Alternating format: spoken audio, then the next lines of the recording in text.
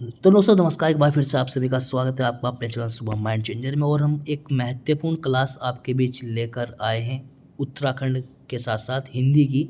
और हिंदी में जो आज का हमारा टॉपिक रहने वाला है वो वर्णमाला के अंतर्गत अक्षर का जो टॉपिक है वो आज हम आपको कराएंगे। अक्षर कैसे आपको छांटने हैं, क्या कुछ ट्रिक आपको लगानी है एक अक्षरी द्विअक्षरी अक्षरी में, और बाल घात क्या होता है और अनुतान क्या होती है। इसी के साथ साथ आप जो अन्य पॉइंट से वर्णमाला संबंधित वो आपको यहाँ पर आज कवर कराए जाएंगे। तो हेडिंग डाल लीजिए अक्षर। देखिए अक्षर आपका, जैसे मान लीजिए हम कोई भी आपका शब्द लिखते हैं, ठीक है, कोई भी अगर हम शब्द आपका लिख रहे हैं तो उस शब्द को लिखने के लिए हमें क्या पड़ती है, अक्षरों की आवश्यकता पड़ती है या व्यंजनों की आवश्यकता पड़ती है। कह सकते हैं कि हम किसकी, वर्णों की आवश्यकता पड़ती है। अब ये जो मैं आपको वर्ण बार बार बोल रहा हूँ, वर्ण और अक्षर बोल रहा हूँ, इनमें अंतर क्या होता है पहले आपको ये पता होना चाहिए। मैंने लिखा आपका कै, यहाँ पर लिखा मैं और यहाँ पर लिखा लै, ठीक है जी, कै मैं लै। अगर मैं केवल कै लिखूँ तो ये क्या हो जाएगा, आपका वर्ण हो जाएगा, और वर्ण के अंतर्गत भी क्या हो जाएगा, आपका अक्षर। समझ गए, ठीक है। अगर मैं लिखूं, अकेला मैं लिख दूं तो तब भी ये वर्ण कहलाएगा, और अकेला मैं लै लिख दूं तब भी ये क्या लगाएगा, आपका वर्ण कहलाएगा, अक्षर नहीं वर्ण कहलाएगा, ठीक है। चलिए, लेकिन अगर मैं कै मैं लै इन्हें तीनों को इकट्ठा लिख दूं तो क्या बन जाएगा, ये एक शब्द बन जाएगा। क्या बन जाएगा, शब्द। अब इस शब्द में जितने भी हमने वर्ण का प्रयोग किया है वो वर्ण ना कहलाकर क्या कहलाएंगे, आपके अक्षर कहलाएंगे। यानी कि जब तक किसी वर्ण का प्रयोग किसी अक्षर में नहीं होगा तब तक वो अक्षर नहीं कहलाएगा, जब उस शब्द में होगा तब वो अक्षर कहलाएगा, ठीक है। दोबारा समझिए, मैंने आप लिख दिया रा और मैं लिख दिया, क्या है ये अलग अलग लिखे हैं, ये क्या है, आपका वर्ण है। और मैंने अगर इकट्ठा लिख दिए तो अब ये क्या बन जाएंगे, दोनों अक्षर, ठीक है। चलिए, क्वेश्चन आता है एक अक्षरी द्विअक्षरी तीन अक्षरी क्या होते हैं। इस चीज़ को देखने के लिए आपको ध्यान रखना है कि कोई भी अगर आपको शब्द दिया है, कोई भी आपको अगर शब्द दिया है, उस शब्द को बोलते समय कितनी बार सांस ली जा रही है उसमें उतने ही अक्षर आपके यूज़ किए हुए हैं।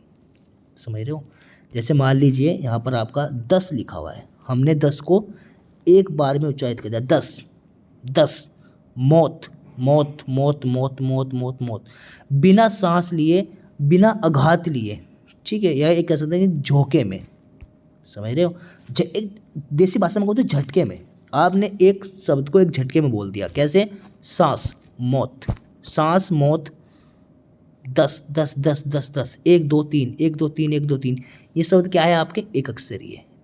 1 2 3 4 5 6, राम सोनू राजू, ठीक है।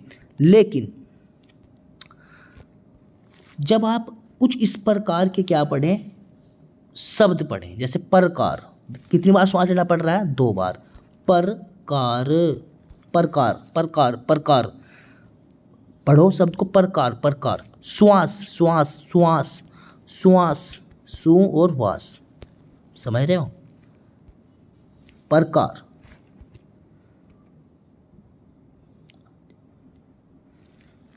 जीवन जीवन जीवन जीवन जीवन जीवन, जी और वन, समझ रहे हो, जी और वन। तो इस प्रकार से आप उसे क्या कि पहचान सकते हो। तीन अक्षरी में क्या होगा, 3 बार श्वास या हमें आघात या झटके लेने पड़ेंगे, ठीक है। कमल कमल कमल कमल कमल कमल कमल कमल, ठीक है। और राम राम राम राम राम राम राम, क्या हो जाएगा, आपका एक अक्षरी, ठीक है। चलिए, देखिए ये आपको थोड़ा प्रैक्टिस करनी पड़ेगी। बाकी मैं इतना बताऊंगा कि किसी भी शब्द को अगर आपको कितने झटके में बोलना पड़ रहा है वो आपका एक अक्षरी दो अक्षरी तीन अक्षरी कहलाएगा, उस बेसिस पर आप देख सकते हो, ठीक है। चलिए, बालघात क्या होता है। देखिए बालघात की अगर मैं बात करूं तो किसी शब्द का उच्चारण करते समय जिन अक्षरों पर जोर या दबाव पड़े। समझ रहे हो? जैसे मैंने बोला राम, राम, तो राम पे रा पे क्या पड़ रहा है? दबाव पड़ रहा है। जोर लगाना पड़ रहा है किस पे? रा पे, ना कि मैं पे। मौत, मौत, मौत, तो मैं पे क्या है? मो पे लंबी साउंड खींच रही है, तो जहाँ पर भी हमारी साउंड लंबी खींचे वो क्या कहलाएगा? आपका अक्षर बालघात अक्षर कहलाएगा। जैसे कमल, कमल, कमल में क्या में आपकी लंबी सांस खींचती है तो कमल कहलाएगा। मौत में मैं में आपकी, ठीक है। 10, 10, 10, 10, 10, 10, 10, 10, ठीक है, इस तरीके से। बालघात को स्वराघात भी कहते हैं, ये भी आप नोट कर लेंगे, ठीक है। अनुतान, देखो अनुतान होता है उतार चढ़ाव। कमल, कमल, कमल, राजू, राजू, राजू, तो उतार चढ़ाव जो होता है वर्णों की वजह से, जो उतार चढ़ाव होता है किसी भी शब्द में, वो आपका क्या कहलाता है? आपका अनुतान कहलाता है। पूछा जा सकता है, हालांकि अभी तक तो पूछा नहीं गया है, लेकिन युगतीय प्लस ये आरो है सबसे बड़ी बात, तो कुछ भी पूछ सकता है, ठीक है। चलिए हेडिंग डाल लेंगे वर्णमाला संबंधित महत्वपूर्ण तथ्य। कुछ क्वेश्चन और हैं जो बन सकते हैं, ठीक है। जैसे हिंदी में सर्वाधिक शब्द कहाँ से लिए गए? तो कहाँ से लिए गए वर्णमाला में? संस्कृत से, ये आपको ध्यान देना, ठीक है। लय को क्या बोलते हैं? पार्श्विक व्यंजन। हवा जब हम लय का उच्चारण करते हैं तो जीभ के दोनों साइड से निकल जाती है, पार्श्विक व्यंजन। लय जो आपका रै है, रै प्राकंपी, लुठिर और काकल्प वर्ण, सॉरी ये तो है आपका, इसीलिए नोट करेंगे, ठीक है। तो रै को आपका प्राकंपी और लुठिर व्यंजन बोलते हैं, ठीक है को बोलते हैं आपका काकल्प, काकल्प बोलते हैं हा वर्ण को, ये आपको ध्यान देना। श्री, जो श्री है इसका उपयोग संस्कृत में करते हैं, ना कि हिंदी में, ये आपको ध्यान देना, ठीक है। ए आपका जो है इसका उच्चारण ऐसे पहले, सॉरी देखिए मैं आपको बताऊं ये क्वेश्चन किस प्रकार आएगा। अंग, आपने अंग पढ़ा होगा ना, इसका उच्चारण ऐसे भी पहले होता है। यानी कि अगर मैं बात करूं जो हमारी वर्णमाला है ना, जो ऑथेंटिक वर्णमाला है, उसकी शुरुआत अंग से होती है। अंग, ए, आ, छोटी, बड़ी, छटाऊ, बड़ाऊ, और अंत होता है क्या पे? आपका मैं पे। अंत क्या पे होता है? मैं पे, ये आपको ध्यान देना है, ठीक है। अब कुछ बोल लेंगे है पे होता है अंत, लेकिन नहीं, सॉरी है पे ही होता है, ठीक है पे इसका अंत होता है, सॉरी। चलिए नेक्स्ट है आपका नए वर्ण किने, जो अभी हाल ही में आए। एक तो संयुक्त हो जाएंगे आपके श्रय, त्रय, ज्ञानी और डै और ढै, यानी कि उच्छिप व्यंजन भी आपके क्या हो जाएंगे? नए वर्ण हो जाएंगे, ये आपको ध्यान रखना है। बाकी जो नुक्ता लगाते हैं ना, नुक्ता, नुक्ता समझते हो? फै, जय और फै पर लगाते हैं ना, कई बार आपने बिंदी लगी होती होगी। क्वेश्चन एक बार ये पूछ लिया गया कि इसकी शुरुआत किस व्यक्ति के कहने पर की? तो शिव प्रसाद जी के कहने पर इसकी शुरुआत हुई है, ये आपको ध्यान देना। और इसका प्रयोग इसलिए करते हैं ताकि हम जो शब्द बाहर से आए हुए हैं, कुछ शब्द बाहर से लिए हुए हैं ना, तो उन शब्दों की और अपने देश वाले शब्दों का हम क्या कर सकें? पहचान कर सकें, ठीक है। मात्रा को वर्ण के बाद लगाना चाहिए। जैसे मान लीजिए राम है, रा और मैं, ये हमने क्या लगा कि मात्रा ये तो लगी हुई है। हम एक व्यक्ति है जो हमारे गोरख प्रसाद जी, उन्होंने क्या कहा कि ऐसे लगाया करो, रै प्लस, सॉरी रै आम, इस प्रकार से लिखने के लिए एक व्यक्ति ने कहा है। कौन है? आपके गोरख प्रसाद जी, ये आपको ध्यान रखना है, ठीक है। चलिए डैड है, मैंने आपको बताया था अभी, इन्हें उच्छिप व्यंजन बोलते हैं। हिंदी के विकास व्यंजन भी इन्हें कहते हैं। क्या कहते हैं? हिंदी के विकास व्यंजन, और इन्हें नए व्यंजन भी कहा गया है। क्या कहा गया है? नए व्यंजन। संस्कृत में इनका प्रयोग नहीं होता, ये भी ध्यान देना है, ठीक है। चलिए तो डैड है, संस्कृत में प्रयोग नहीं होता, और ये जो ये है इसका आपका हिंदी में इसका प्रयोग नहीं होता, ये भी आपको ध्यान रखना है, ठीक है। चलिए उच्चारण कंठ प्लस जीहा, जो आपकी जीभ है ना, उसके मूल से कंठ प्लस जीभ से बोले जाने वाले वर्ण कै, ख, गै, और कौन से वाले? नुक्ते वाले। बहुत इंपॉर्टेंट है, बहुत ज़्यादा है, इस पर इंपॉर्टेंट लगा लेना। क्वेश्चन आएगा कि नुक्ते वाला क्या कहाँ से उच्चारित होता है, या नुक्ते वाला ख या नुक्ते वाला गै कहाँ से उच्चारित होता है? तो ध्यान देना, कंठ प्लस जीभ से, कंठ प्लस जीभ से।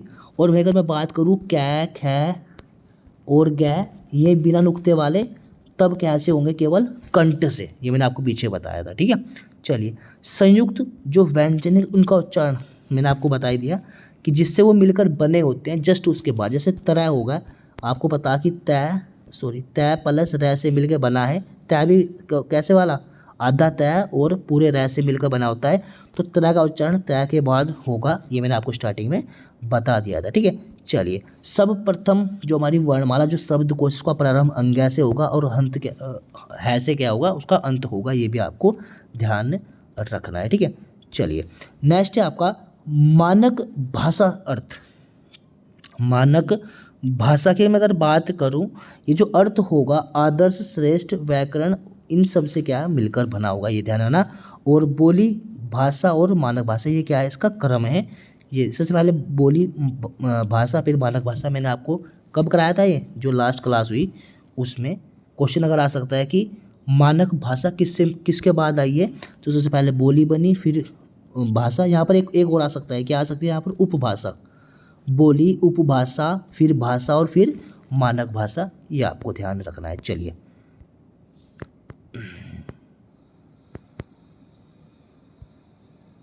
द्युत शब्द बहुत इंपॉर्टेंट है, यहाँ से क्वेश्चन बनते हैं, नहीं डाल लेंगे नेक्स्ट। कुछ और क्वेश्चन हैं, ये भी क्वेश्चन आप नोट कर लीजिए। द्युत शब्द कई बार पूछे गए। द्युत शब्द यानी कि कहीं पर क्या होगा, मान लीजिए कोई आपका एक व्यंजन है, ठीक है, और उसके बाद समान व्यंजन आ जाए, कोई आधा व्यंजन हो और उसके बाद समान वही वाला व्यंजन आ जाए पूर्ण, ऐसे बने शब्द क्या कहलाएंगे, द्युत शब्द कहलाते हैं। यानी कि दो बार एक ही ध्वनि का उच्चारण, दो बार एक ही ध्वनि का उच्चारण, जैसे उच्चारण, प्रसन्नता, दिक्कत, ठीक है, उज्ज्वल, उ अद जय जय वैल उज्ज्वल, ठीक है। तो जहाँ पर भी कोई एक ध्वनि का उच्चारण दो बार होगा, ठीक है, वो क्या कहलाएगा, द्युत शब्द कहलाएगा। ठीक है, अनुस्वार का प्रयोग मैं आपको बता दूं, ये होता है, ये ध्यान रखना।